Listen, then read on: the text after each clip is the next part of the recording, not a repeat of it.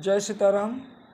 नमस्कार दर्शक बंधु, मु पद्मनाभ आपण मानकु आष्टोटी ओडिया राशिफल कार्यक्रम को स्वागत करुच्ची।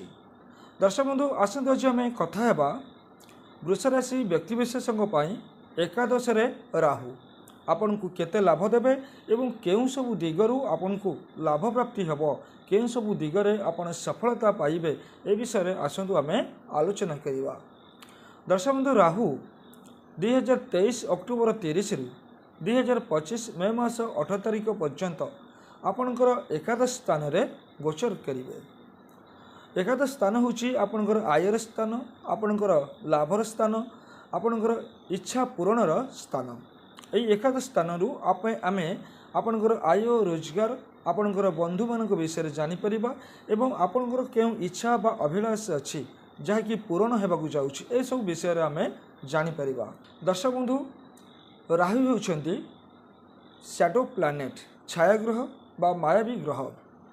ज्योतिष शास्त्र रे राहुंकर भूमिका मध्य बहुत गुरुत्वपूर्ण। जदि राहु आपणकर कुंडली उपरे भल स्थिति रे थांती तबे आपन को बहुत लाभ मिलता है। जदि राहुंकर स्थिति अनुसार राहु भल स्थिति रे अछन्ति तबे engineering line, politics line, research, आपणकर फैशन डिजाइन, आपन कौन शिल्पी, विमान चालना, अनुध्यान, गवेषणा मूलक कार्यगुड़िक आपन सफलता निश्चित भाव में हासिल करिथांती। दर्शक बंधु, राहु आपणकर एकादश स्थान रे 18 मास गोचर करुछन्ति 2025 मे मास 18 पर्यंत। एई समय विषय एई समय सीमा मध्य आपन को कौन सब लाभ मिलिबो, केउ दिगरु आपन लाभ पाइबे, आसतु आमे जानिबा। दर्शक बंधु, एकादश स्थान रे जेतु राहु आपण पई गोचर करुछन्ति आपणकर आर्थिक लाभ हबो। आपणकर आर्थिक लाभ, रोजगार ए सब किछि बढ़िबो। आपणकर आय रोजगार बहु मात्रा रे बढ़िबो। किछि प्लान आपण करिवे, नुआ रोजगार आपण करिवे। नुआ रोजगार पई आपण किछि चिंता करुछन्ति जहा आपण योजना सफल हेबो। किछि बंधु मानकर सहायता आपन को मिलिबो। किछि बंधुकर सहाय्य सहयोग पई आपणकर आर्थिक विकास निश्चित भाव में हबो। आपणकर विदेश यात्रा करिवार सुयोग मध्य अछि। जदि आपण चाहिबे आपण विदेश यात्रा करिवे, आपण विदेश यात्रा रे आपणकर रोजगार, आय रोजगार मध्य आपण करि परिबे, बहुत भलो अछि।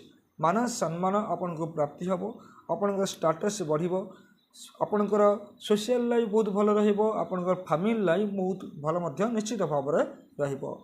एई समय सीमा मध्य रे आपण जदि आपण पिला मानकर किछि शुभ कार्य हे पारे, आपण परिवार कोनसी विवाह, कोनसी शुभ कार्य, कोनसी मांगलिक कार्य हबार मध्य संभावना यथेष्ट भाव रहिछि।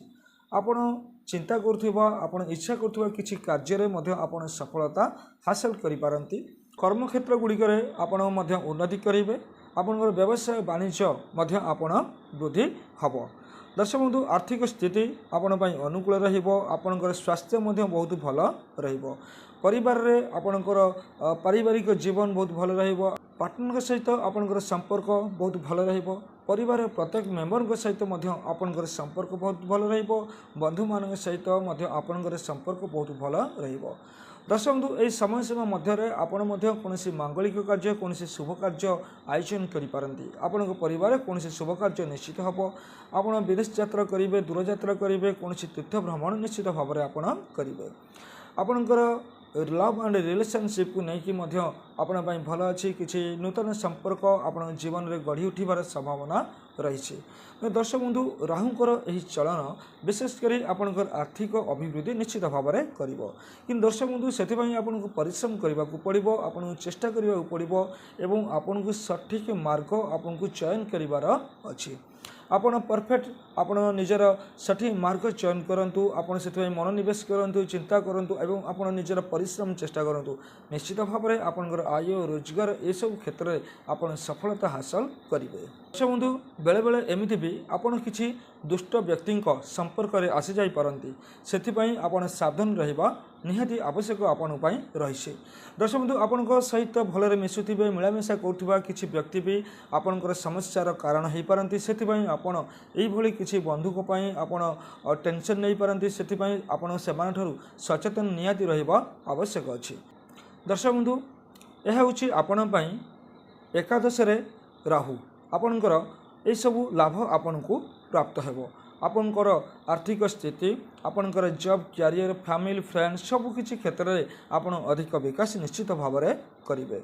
दर्शक बंधु आपन को सबकिछि मैनेज करने को पड़ो। आपन सब भावी चिंती निश्चित भाव में आपन सब आग को बढ़ा चेष्टा करूँ। निश्चित भाव में देखिए आपन सफल हेबे। दर्शक बंधु आपन ये प्रतिक्रिया करूँ। ये प्रतिक्रिया करने द्वारा आपन अधिक सफल निश्चित हेबे। दर्शक बंधु आपन प्रत्येक दिन मथारे स्नान पर चंदन व्यवहार करंतु। ये गोटे प्रतिकार आपन करंतु। जदि चाहिए आउ गोटे प्रतिकार करंतु। प्रत्येक दिन आपन पक्षी मानकु किछि दाना खाइबाकू दियंतु। ये दुईटी प्रतिकार आपन करंतु। देखिबे आपन निश्चित भाव में बहुत उन्नति करिवे। सब कार्य आपन सफल हेबे। दर्शक बंधु मु आशा करुछि आपन ये प्रतिकार निश्चित करिवे। ये प्रतिकार करबा द्वारा आपन अनेक सफलता प्राप्ति हेबो। दर्शक बंधु आज तो समय हो गलानी। आज कार्यक्रम को एठी रखिबा। पुणी कथा हेबा परवर्ती समय। जय जगन्नाथ। नमस्कार।